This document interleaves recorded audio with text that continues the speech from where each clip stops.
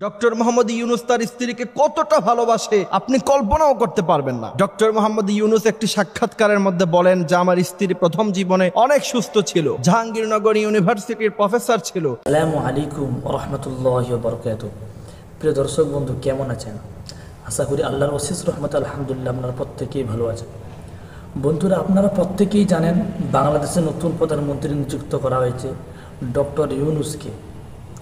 উনি কতটা স্বচ্ছ মানুষ এবং কতটা ভালো মনের মানুষ, আপনারা যে ভিডিওটা আপনাদের সামনে তুলে ধরবো ওই ভিডিওর মাধ্যমে আপনি বুঝতে পারবেন যে উনি ওনার স্ত্রীকে কতটা পরিমাণে ভালোবাসেন। এত বড় মাপের মানুষ হয়ে ওনার স্ত্রীকে পুরোপুরি সেবা যত্ন উনি নিজের হাতে করেন, কারণ ওনার স্ত্রী প্রচণ্ড অসুস্থ।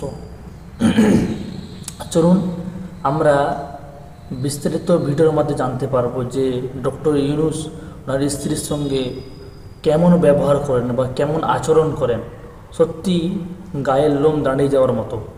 চলুন ভিডিওটা আপনার সঙ্গে তুলে ধরছি, আপনারা প্রত্যেকেই ভিডিওটা দেখুন।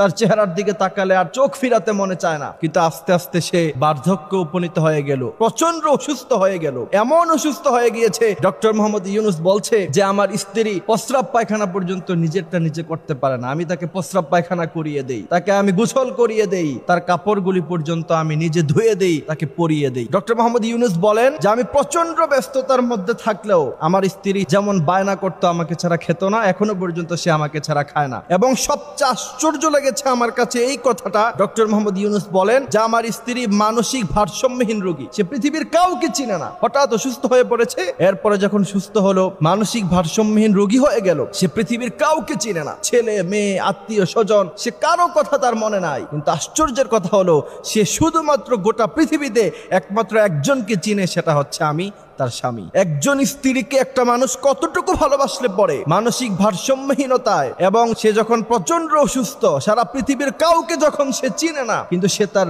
স্বামীকে চিনে, কতটুকু ভালোবাসলে পরে সে তার স্বামীকে চিনে, বুঝতে পারেন? ডক্টর মোহাম্মদ ইউনুস তার ব্যক্তিগত জীবন জানেন, সারা পৃথিবী তাকে চিনে, আমেরিকা যুক্তরাষ্ট্র থেকে শুরু করে জাপান, জার্মান, গোটা ওয়ার্ল্ডের যতগুলি ধনী রাষ্ট্র আছে সবাই তাকে সেলুট করে। এত বড় ব্যক্তি হওয়ার পরেও সে যদি তার স্ত্রীকে খাবার খাইয়ে দিতে পারে, সে যদি তার স্ত্রীকে গোসল করিয়ে দিতে পারে, আপনি কি কলিমুদ্দিন সলিমুদ্দিন হইছেন মিয়া? আপনি আপনার স্ত্রীকে ধমক ছাড়া কথাই বলে না, স্ত্রীর সাথে হাসি দিয়ে নরম ভাষায় কথা বলাকে বাঙালি জাতি মনে করে ওই পুরুষ মনে হয় কাপুরুষ, সেটা কাপুরুষ নয়। বিশ্ব নবীর ব্যাপারে হাদিস এসেছে, আম্মা জান আয়েশা রাদিয়াল্লাহু তাআলা আনহা বলছেন যে বিশ্ব নবী সাল্লাল্লাহু আলাইহি সাল্লাম ছিলেন পৃথিবীর মধ্যে সবচেয়ে রোমান্টিক স্বামী। সুবহানাল্লাহি ওয়া বিহামদিহি সুবহানাল্লাহিল আযীম। আম্মা জান আয়েশা বলছেন যুদ্ধের ময়দান থেকে বিশ্ব নবী ফিরলো, তিনি এসে বললেন আয়েশা তোমার কাছে কোনো খাবার আছে? আয়েশা রাদিয়াল্লাহু তাআলা আনহা বললেন ইয়া রাসূলুল্লাহ আপনি বসেন, আপনার জন্য খাবার রেডি করছি। বিশ্বনবী সাল্লাল্লাহু আলাইহি সাল্লামের ব্যাপারে আয়েশা বললেন পিছন দিক দিয়ে তাকিয়ে দেখলাম যে বিশ্বনবী সাল্লাল্লাহু আলাইহি সাল্লাম যুদ্ধের ময়দান থেকে আসা সেই ঘাট থেকে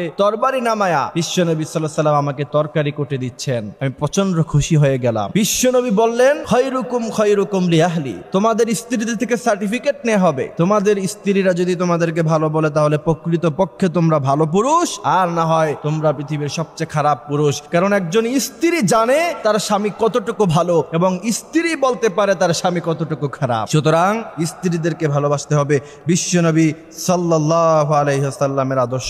আজকে আমাদের সমাজ ব্যবস্থা হয়েছে এমন, স্ত্রীকে যদি কেউ একটু বেশি ভালোবাসা দেখাতে চায় বলেছে বউ পাগল। আমি বলি বউ পাগল হচ্ছে ওই সমস্ত ছেলেরা যারা চরিত্রবান হয়, যারা কখনো অন্য মেয়ের দিকে তাকায় না, অন্য মেয়ের সৌন্দর্য দেখে যারা আনন্দিত হয় না, তারাই তাদের স্ত্রীদের সৌন্দর্য দেখে সবচেয়ে বেশি আনন্দিত হয়।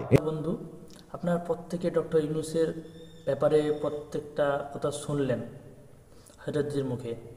আপনারা বলুন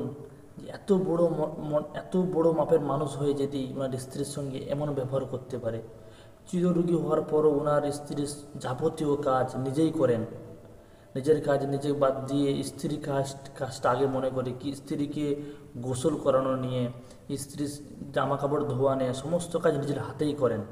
তাহলে ভাবুন আমরা কেমন, যে বিয়ে করে আসার বেশ কিছুদিন ভালো থাকে, তারপরে আবার স্ত্রীকে যেন খারাপ আচরণ চাকর হিসেবে গ্রহণ করিনি আমরা।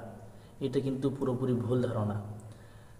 ভাই আল্লাহ সবাইকে সঠিক বুঝ দান করুক, আর প্রত্যেকেই স্ত্রীর সঙ্গে ভালো ব্যবহার করি, ভালো আচরণ করি। এই পর্যন্ত ছিল ভিডিও। যদি ভিডিওটা ভালো লেগে থাকে লাইক করবেন, কমেন্ট করবেন। আপনার মন্তব্য আপনি বলে যাবেন। আসসালামু আলাইকুম রহমতুল্লাহ।